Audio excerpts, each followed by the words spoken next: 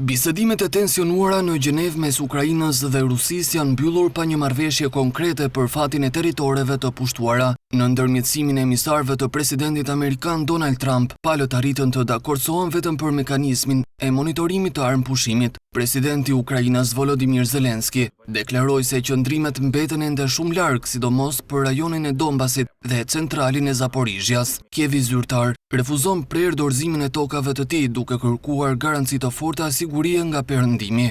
Zelensky shtoi se nuk është e drejtë që presidenti Trump vazhdon të bëjë presion mbi Kievin dhe jo mbi Moskën për të bërë lëshime për paqen. Shpresoj të jetë thjesht taktika e tij dhe jo vendimi, u shpreh Zelensky. Nga ana tjetër, kreu i delegacionit rus u shpreh pas negociatave se këto ditë kishin qenë të vështira por eficiente, duke bërë më pas me dije se negociata të tjera do të mbaheshin në të ardhmen. Moska kërcënon me marrjen e kontrollit të plotë të lindjes me forcë, nëse nuk arrihet kompromis në Tryez, me zëdhënësen e Kremlinit Maria Zakharova, që ironizoi në një dalje për mediat pas përfundimit të bisedimeve, duke mohuar çdo mundësi që Ukraina të riarmatoset gjatë armëpushimit nëse arrihet. SBA po tenton me çdo kusht t'ia fund luftës 4 vjeçare që ka shkaktuar me mijëra viktima dhe shkatrim masiv. Megjithatë, gjatë bisedimeve, një dritë jeshile u dha vetëm për procesin e shkëmbimit të burgosurve që pritet të ndodhë së shpejti.